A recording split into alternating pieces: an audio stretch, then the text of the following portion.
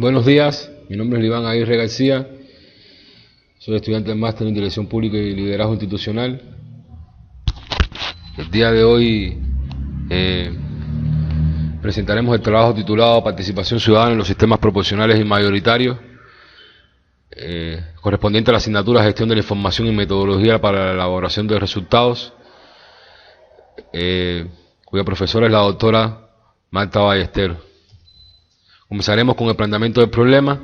El mismo se compone del objeto de estudio, de las unidades de análisis, de las preguntas de investigación, de los objetivos de la investigación y de la justificación de la investigación.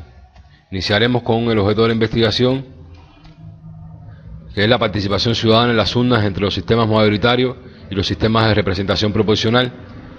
Las unidades de análisis son los sistemas políticos con sistemas electorales mayoritarios y sistemas electorales proporcionales de los países con democracia consolidada.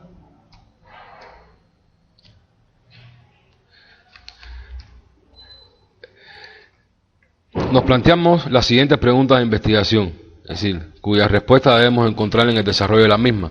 Una pregunta central, que es si difiere mucho el porcentaje de participación ciudadana en las urnas entre los sistemas mayoritarios y los sistemas de representación proporcional.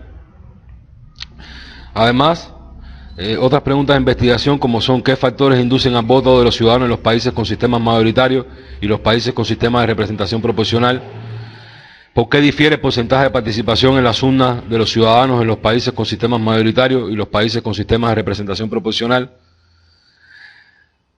cómo se estructuran los sistemas electorales en los países con sistemas mayoritarios y, por último, cómo se estructuran los sistemas electorales en los países con sistemas de representación proporcional. El objetivo general de la investigación es determinar si existe diferencia en cuanto al porcentaje de participación ciudadana en las urnas entre los sistemas mayoritarios y los sistemas de representación proporcional. Los objetivos específicos están encaminados en determinar los factores que inducen a ejercer el voto a los ciudadanos en los países con sistemas mayoritarios y los países con sistemas de representación proporcional. Segundo objetivo específico, que sería establecer las causas que provocan diferencia en cuanto a la participación ciudadana en las urnas entre los sistemas mayoritarios y los sistemas de representación proporcional.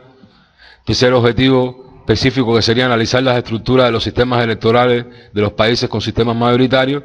Y un cuarto y último objetivo, que sería analizar la estructura de los sistemas electorales de los países con sistemas de representación proporcional.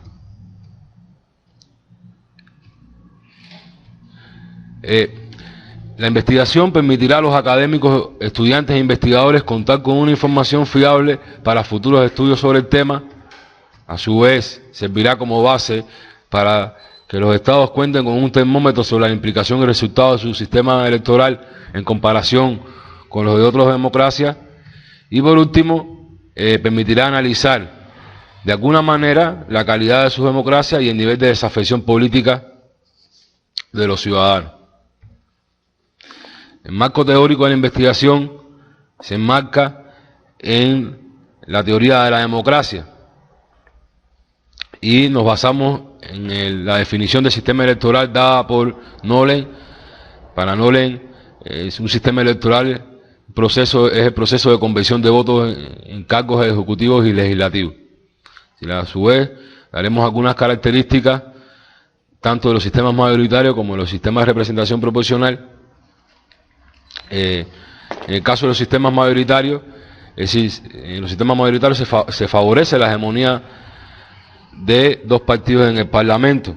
Es decir, aquí tenemos el caso de los Estados Unidos, donde el bipartidismo hace que el Partido Demócrata y el Partido Republicano sean los que se disputen la mayoría de los grandes electores, por lo que los partidos minoritarios no están representados ni en el Congreso ni en el Senado, llegando incluso a ser desconocidos por la mayoría de la población. En el caso de los sistemas de representación proporcional, la distribución equitativa de los escaños se da de acuerdo a la fuerza de cada partido. En este sentido, debemos destacar que aunque la proporcionalidad es una de las máximas de este sistema, la ley electoral puede influir negativamente. Por ejemplo, en el caso de España, se utiliza la ley de Hong, que junto con el reducido tamaño de las circunscripciones electorales, provocan que el sistema español sea poco proporcional. El sistema mayoritario se gana en gobernabilidad y se pierde en representatividad, mientras que en los sistemas de representación proporcional existe una mejor representatividad, pero se pierde en gobernabilidad.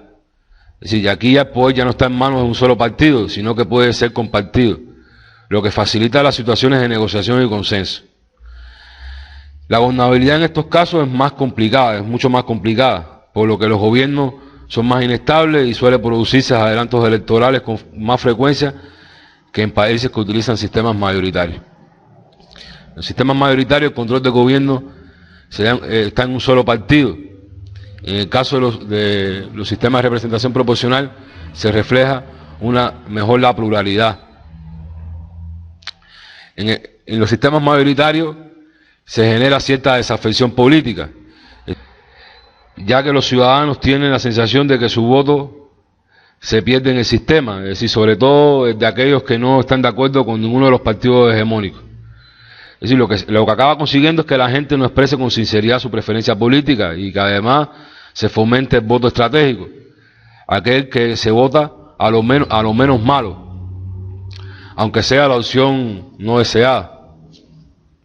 En los sistemas de representación proporcional se genera menos desafección política. En este tipo de sistema suele facilitar la participación por parte de los ciudadanos, ya que estos se sienten mucho más representados y tienen la sensación de que su voto no cae en un saco roto, sino que cuentan incluso que pueden llegar a ser decisivos. En esos casos el voto suele ser sincero y ya no se esconden las preferencias, porque el voto estratégico tan solo no es tan usado. En casos extremos es cuando se usa. Es decir, se usa cuando se prevé que una fuerza vaya a ganar con mayoría absoluta o como castigo a un partido por su mal hacer. Es decir, la investigación que estamos realizando es de tipo cualitativa y el método que se utiliza es el método comparado. Es decir, estamos comparando democracias estables con sistemas mayoritarios y democracias estables con sistemas proporcionales.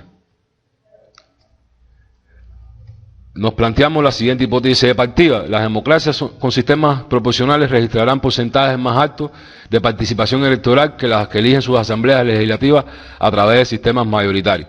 Si estamos frente a una hipótesis de tipo explicativa, que se puede visualizar una relación causa y efecto entre variables.